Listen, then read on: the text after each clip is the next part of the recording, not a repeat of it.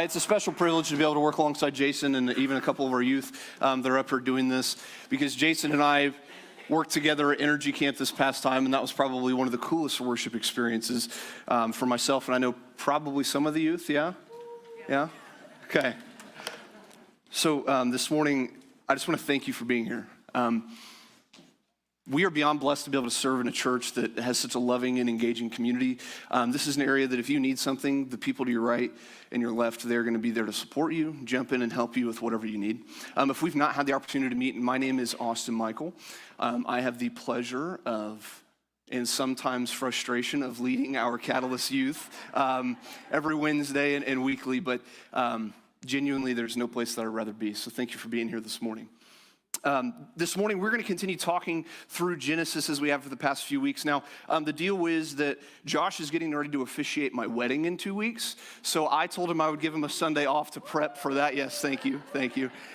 I'd give him a Sunday off to prep for that because he's going to need all the help that he can get. And I'll take care of this while he preps for that ceremony. But if you haven't been with us up to this point, we have been reading through the stories of major characters through Genesis. Now, in reality, we could probably spend a whole year just on Genesis. But this morning, we're going to dive into Isaac. And in doing so, I am going to overlap a couple of the things that Josh talked about with Abraham last week. But first, I want to explain to you why I feel this is so important. If you're anything like me, when you first got into faith, Gospels were pretty easy. Acts was fun. You didn't touch that weird book at the end because it was kind of scary, and everything before Matthew was like, maybe. See, when I would touch the Old Testament growing up, it was like I was kind of concerned. That's actually how I felt right there, because it would do one of three things: confuse me, frustrate me, or terrify me. And this is something that we've been working with our youth on pretty regularly. Now, over the summer, we're going to start a program that we're calling, and it's in Latin, so for my Latin professors in the room, I'm sorry if I butcher the pronunciation, Coram Deo, which means in the presence of God. And what I'm going to do is we're going to go through a 3-year cycle. Over the course of that 3 years, we're going to do nothing but read the Bible. Don't worry, Wednesday nights will still be fun. This is in addition to that, okay? And over the course of those 3 years, we're going to read through the entire Bible. Now, if they're going to graduate this year, they're welcome to come back and still be a part of that. But the reason is we found at a recent conference that we went to, statistically speaking, you are more likely to finish reading the Bible if you start in the Old Testament with guidance. Because by the time you get to the New Testament, by the time you get to what Jesus is talking about, he's referencing stories that everyone he was talking to knew about already. So when you jump into the New Testament and you jump into Jesus' teachings, he's referencing the Old Testament. If you don't know the Old Testament, you're going to be lost. To put it into terms of the greatest movie of all time, which is unequivocally Star Wars Episode 3, Revenge of the Sith, go ahead and date myself here really quick. I was 7 years old when that movie came out. We went to Mounds Mall in Anderson, the greatest movie theater of all time. And we went to the latest showing. I can't remember why, but we were all excited to see it. I wasn't fully bought into Star Wars yet, but I was almost there. And I remember, if you've seen the movie, I could probably quote the whole thing, so I won't. They start out flying the ships towards the capital ship to save Chancellor, would-be Emperor Palpatine, and Anakin and Obi-Wan are fighting alongside each other. It's phenomenal. I love it. There's jokes being had, CGI, Star Wars, explosions, everything a 7-year-old boy could hope for. I fell asleep. 10 minutes into the movie. My mom and I actually both did. It wasn't just me. And I woke up as they're battling on Mustafar, which is a lava planet if you don't know, and they're sitting there fighting each other, and Anakin and Obi-Wan are trying to kill each other. And I was so confused. I was like, wait a minute. And so that, for me, ignited this, I need to know more. It made it personal for me. I needed to understand. It confused me, but it excited me. I needed to know more. Now, to this day, I don't know if this is a proud thing. It's probably not a proud thing, but I've spent more time learning about Star Wars than I probably have even the Bible. But then I realized as I got older, the Bible was the exact same way. See, I started learning about who Jesus was to me. I made it personal to myself. I dove into the scriptures that scared me, the scriptures that bored me, frankly. And I started to realize the severity of every word within one of my youth leaders growing up would call this the manual to life. This is what you keep in your glove box and you open it when you have a question, but hopefully you're spending more time in it than that. So this morning as we jump into Isaac, what I pray is that if you're familiar with the story of Isaac, you find a new thing to grasp onto. And if this is your first time hearing it and Genesis really isn't your thing or the Old Testament isn't your thing, forget about what book we're in and just listen to the stories. So to recap on a couple of things that Pastor Josh talked about last week, he talked about Abraham last week. And what Abraham winds up doing is he starts a lineage. God promises him to make him the father of many nations, and he starts a lineage with his son Isaac. But most of us would prefer to have our kids, I would say, before 40. Fair? Yeah? God had a different plan for Abraham and Sarah. And so I want to start by opening in Genesis chapter 17, verses 15 through 9. It said, God also said to Abraham, as for Sarai, your wife, you are no longer to call her Sarai, her name will be Sarah. I will bless her, and I will surely give you a son by her. I will bless her so that she will be the mother of nations. Kings of peoples will come from her. Abraham fell face down. He laughed and said to himself, will a son be born to a man 100 years old? Will Sarah bear a child at the age of 90? Time out. I don't know about you. I would definitely like to be done having kids by 100 years old. And fellas, we don't have the hard part here. I'm sure ladies don't want to be carrying a kid at 90 years old. So I think it's pretty fair to see why Abraham laughs in the way that he did. But it's okay because God has a sense of humor. And Abraham said to God, if only Ishmael might live under your blessings. Then God said, yes, but your wife Sarah will bear you a son, and you will call him Isaac. I will establish my covenant with him as an everlasting covenant for his descendants after him. The reason I say God has a sense of humor is Isaac's name literally translates to he laughs. See, this winds up coming true later on in chapter 21, verses 1 through 7. It says, now the Lord was gracious to Sarah, as he had said, and the Lord did for Sarah what he had promised. Sarah became pregnant and bore a son to Abraham in his old age. And at the very time God had promised, Abraham gave him the name Isaac to the son Sarah bore him. When his son Isaac was 8 days old, Abraham circumcised him as God had commanded. Abraham was 100 years old when his son Isaac was born to him. Sarah said, God has brought me laughter, and everyone who hears about this will laugh with me. And she said, who would have said to Abraham and Sarah that Sarah would nurse children? Yet I have bore him a son in his old age. See, Abraham and Sarah didn't need to understand to still have faith. We sometimes mix these lines. We assume that in order to have faith in God, to have faith in Jesus, we have to understand everything that he's doing in our lives. We have to see the path. We talk about all these discipleship pathways and all these different ways that we can bring somebody from never hearing about Jesus, never hearing about God, and put them in front of Jesus and make them a disciple. And we try to find this best 10 practices in order to make that happen.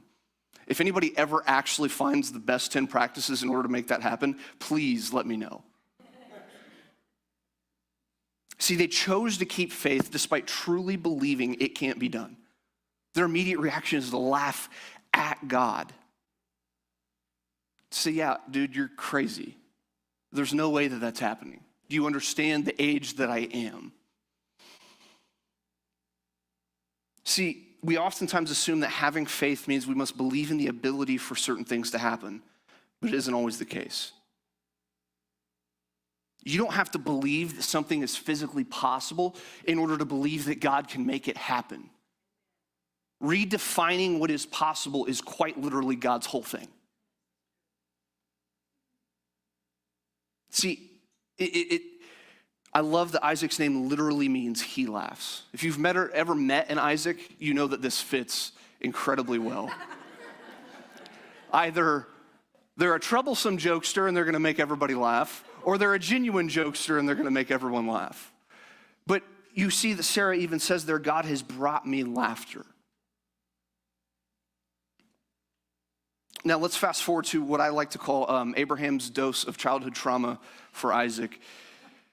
In Genesis chapter 22, see, as we read this story, I know we talked about it briefly last week, I need you to try to see this from Isaac's perspective, from a young boy's perspective, not the father's. One thing I can guarantee is everyone in here has been a young child. Not everyone in here has been a parent yet. So that should be pretty easy for everybody to grasp. It says in chapter 22, verses 1 through 2, sometime later, God tested Abraham. He said to him, "Abraham, here I am," he replied. Then God said, "Take your son, your only son, whom you love, Isaac. Go to the region of Moriah, sacrifice him there as a burnt offering on a mountain I will show you."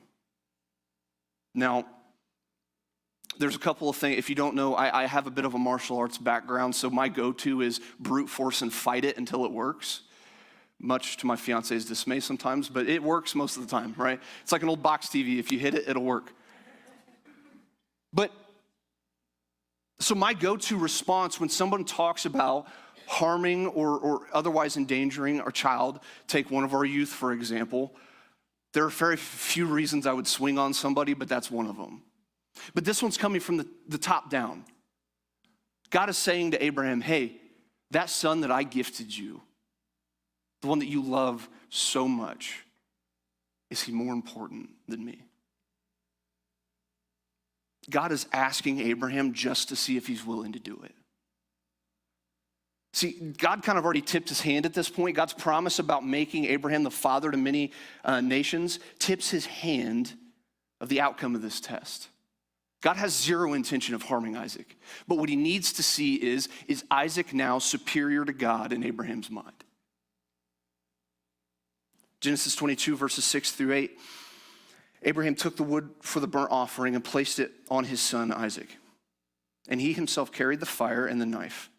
As the two of them went together, Isaac spoke up and said to his father Abraham, "Father?" "Yes, my son," Abraham replied. "The fire and wood are here," Isaac said, "but where is the lamb for the burnt offering?" Abraham answered, "God himself will provide the lamb for the burnt offering, my son." And the two of them went on together. If you're Isaac right now, you're a little worried, probably really confused, but he also trusts his dad. See, Isaac has never seen anything other than his father faithfully serving God. He assumes that even in the actions that Isaac might not take or might not like, Abraham is doing the best interest of God. Verses 9 through 12 say, when he reached the place God had told him about, Abraham built an altar there and arranged the wood on it. He bound his son Isaac, laid him on the altar on top of the wood. Then he reached out his hand and took the knife to slay his son. But the angel of the Lord called out from heaven, "Abraham, Abraham." "Here I am," he replied. "Do not lay a hand on the boy," he said. "Do not do anything to him. Now I know that you fear God, because you have not withheld from me your son, your only son." God had no interest in injuring Isaac or seeing him injured. God asked for something just to see if Abraham would give it. Let me ask the really difficult question. When was the last time we humbled our kids in front of God? Let me clarify, not humiliate and put them in a sombrero at Burro Loco to sing happy birthday, right? Like, that's not what I'm talking about. When was the last time we reset the standard of God than you? Now, oftentimes when the youth hear me talk about this, they assume that means that, well, they have to give up sports to follow God. They have to give up whatever hobbies they have, school, whatever jobs they've picked up, and that's not the case. God asked for something just to see if Abraham would give it. I genuinely believe most of the things that we enjoy doing in life are a gift from God. Use mine as a personal example. I am a video game nerd. Absolutely love it. But when I was a teenager, it would have been hard-pressed to say I put God before that. See, sometimes when God asks you, hey, can I have that?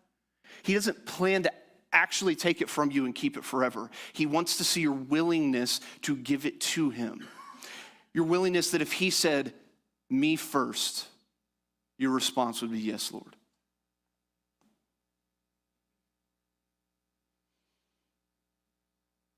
Is God asking you for something because you value it more than him? Maybe this is your spouse, your kids, your career, your schooling, your hobby. If God told you, drop everything now and go do this for me, would you do it? It's really easy in a setting like this to say it, and so I don't want you to answer that to yourself right now. It's really easy to say yes. But this is a question that we have to keep on the back of our minds. Every time you receive a blessing, every time that you receive any amount of joy or anything in your life, thanks go to God first. If God wanted this from me, would I give it to him? God has no desire to hurt you. There are plenty of people that have church hurt, that have experienced bad things because of people, not God. But because it happened in a church setting, they blame God. I'm going to say this right now, and this is a prayer that I pray every time before I give a lesson. I'm not perfect. At some point, if you hang around me long enough, I will offend you. I will hurt your feelings. I will do something that you will not like, I promise. Every time I get up here, whether it be youth, a sermon on Sunday, my prayer is, God, let what is of you remain and what is of me be forgotten. See, because we have to be able to acknowledge our own shortcomings. I don't know about you. Thank God I'm not perfect. We saw the price that Jesus had to pay for being perfect. To echo Josh from last week, when he calls, our resolve must be firm. It's not always about what's best for you. It's about what is best for his kingdom.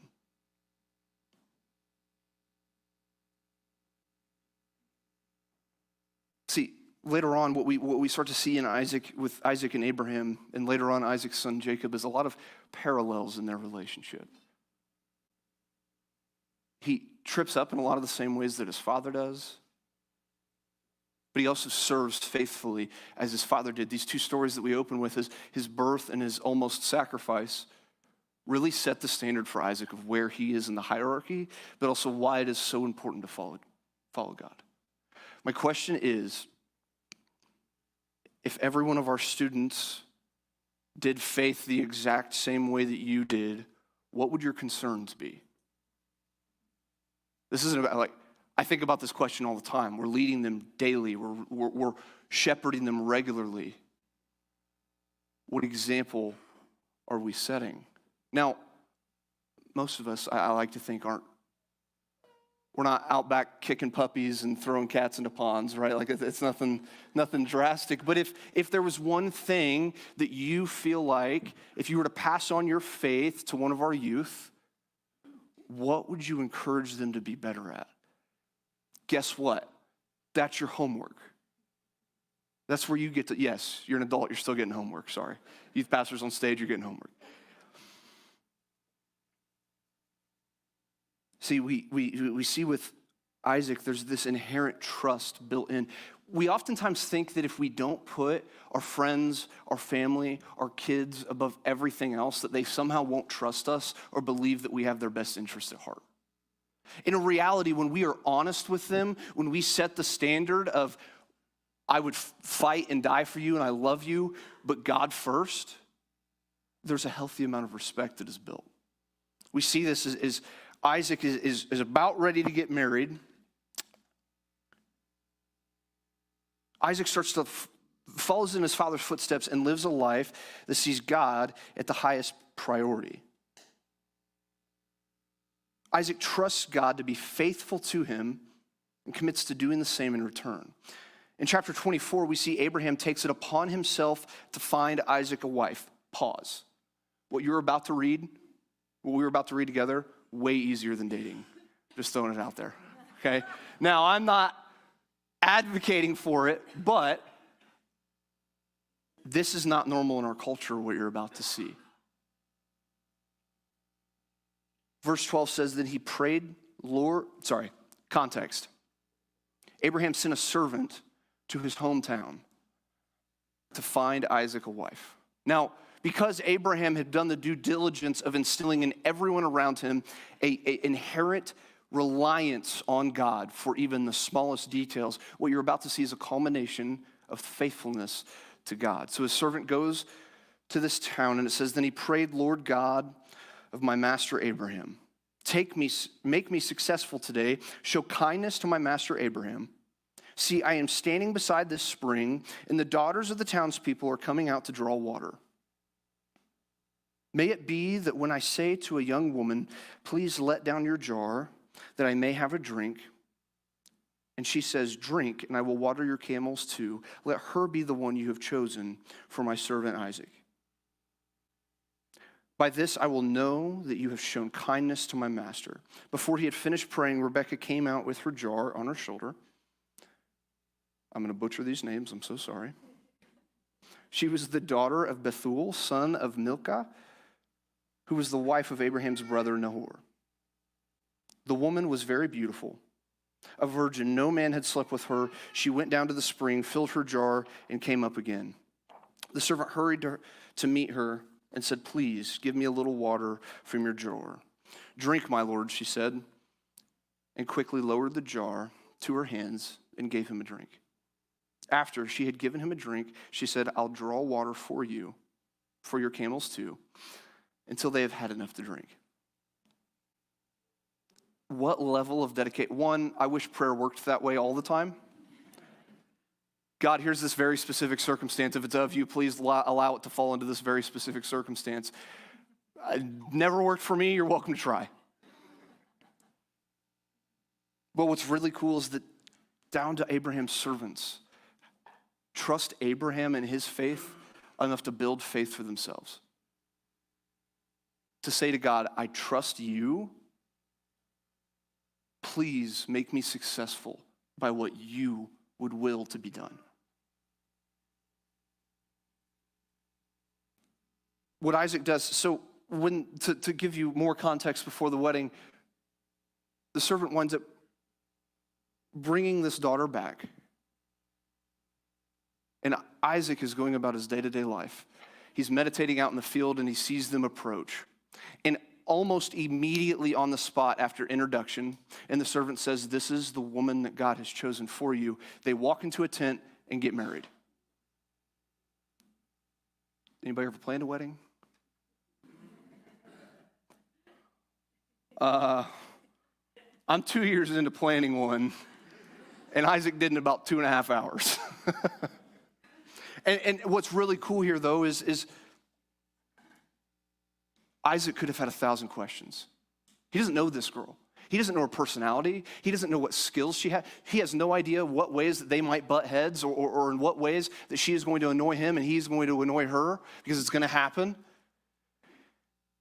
His response is, yes, Lord, and immediately goes and marries her. He's following in Abraham's footsteps. See, Isaac trusted God to know who was right for him in his life.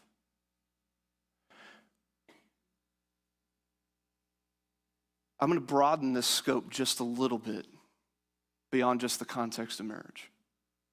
Teenagers, God knows who needs to be your friend and who doesn't. Stop forcing things to be there that shouldn't be. Adults, God knows who needs to be your friend and who doesn't. Stop forcing it. I don't know if anybody has ever experienced this. It's always the people that you don't expect to be close friends with that you wind up becoming great friends with. I'm going to pick on two of my buddies that I know are in the room right now, Landis and Jordan. I won't make them stand up or wave, but you know where you're at. We started doing a young adults small group together, and at the time, Kate and I had prayed over, we need more friends in our lives. We need a community to be able to pour into. We need people at our stage of life in order to be able to connect with. And Landis is like big swole gym bro, right? Like I've tried to go work out with him a couple of times. It's not a good idea, right? And Jordan is like the sweetest guy ever, far better friend than I could hope to ever be. But both of them together, I met them and I was like, there's no way. These guys are weird. Like, I love them to death, but they're a little weird. And over the course of I don't even know how long it's been, year and a half, 2 years, these guys are now about to stand up with me in my wedding. But that is because God put them in my life. My question is, who is God sifting through in your life right now? I'm a firm believer. Yeah, the big ones are almost easier, right? Like you know for a fact who should be your spouse. At least I did. It just made sense. But when it comes down to friends, acquaintances who are influencing our children, your children's friends, because yes, parents, there's nothing wrong with saying they're a bad influence for you. Get them out of your life. When it comes to that detail, how far does our trust in God go? Do you have a friend that you probably shouldn't be friends with anymore? Or that, well, you were college roommates together, and so bros for life, sigma, whatever, delta, pi, I didn't finish college, I don't know.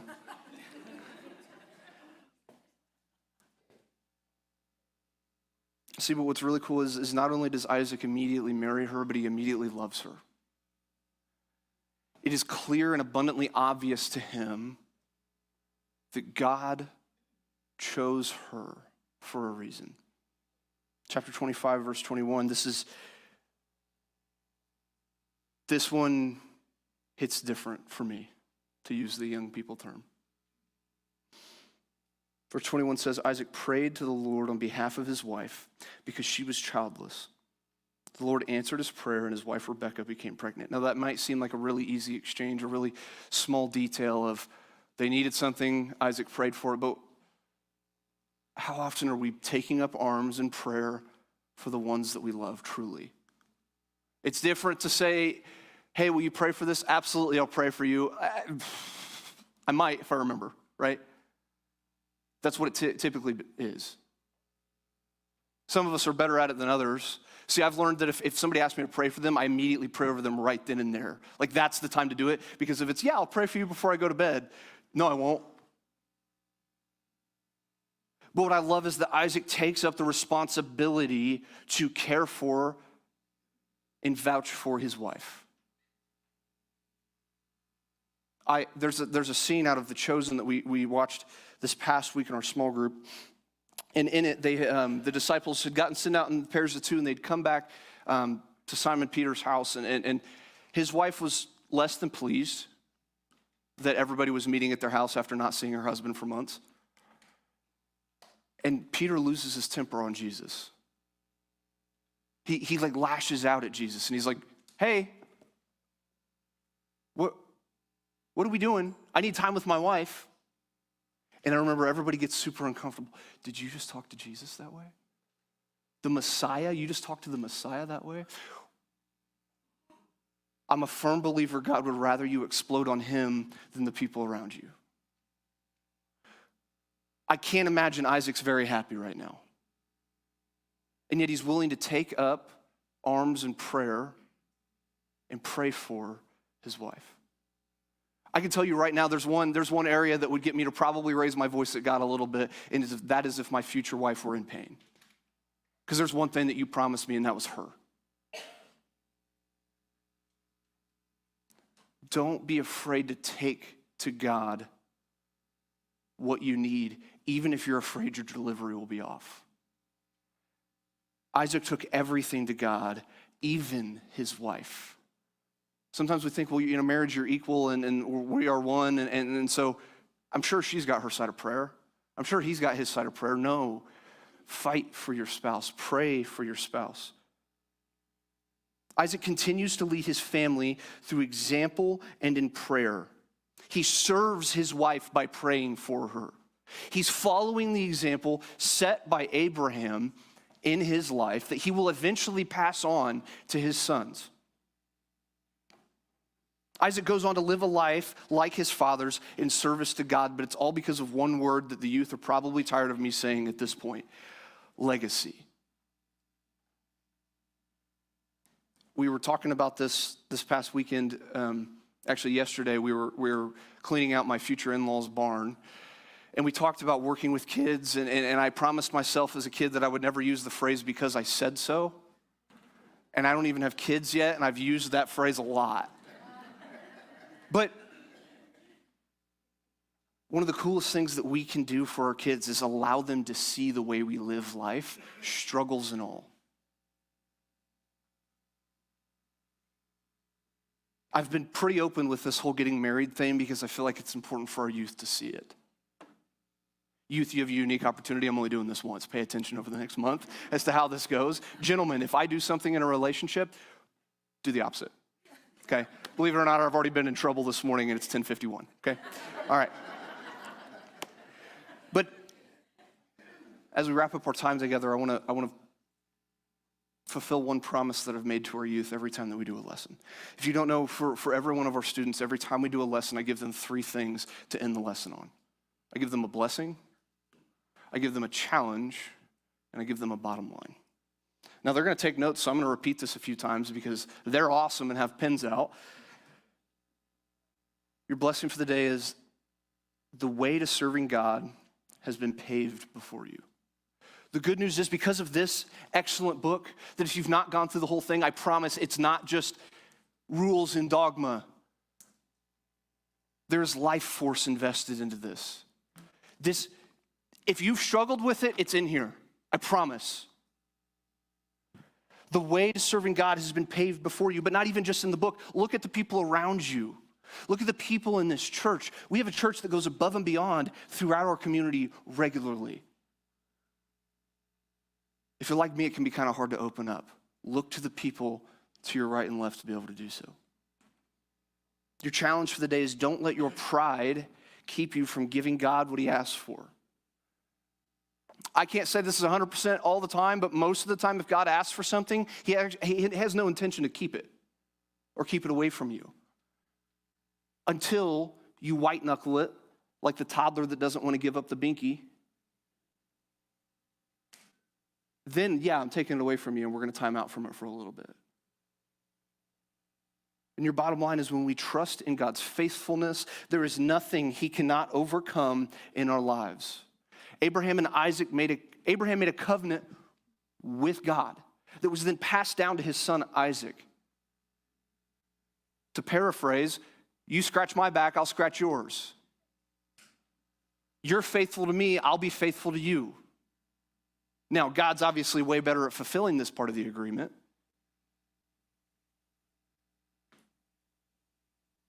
But God is not out to condemn you.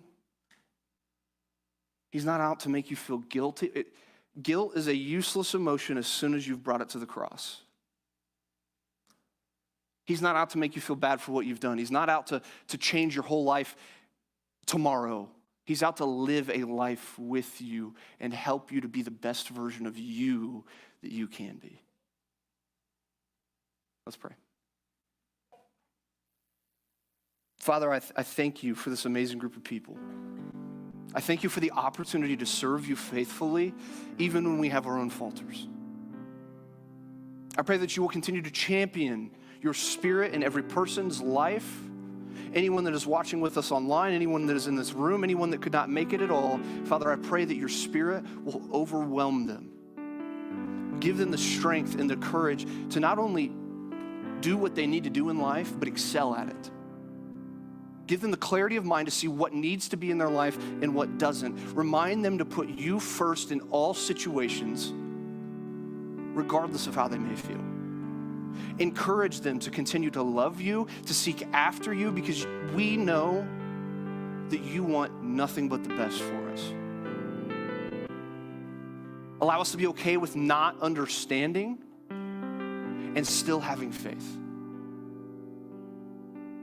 I pray that for anyone in the room that is struggling currently in any way, I'd invite them to lay it at your feet. Give it to you so that you might be continuing to be a champion in their life. thank you, Father, for all the ways that you've sacrificed for us and continue to sacrifice for us. It's in Christ we pray and remember.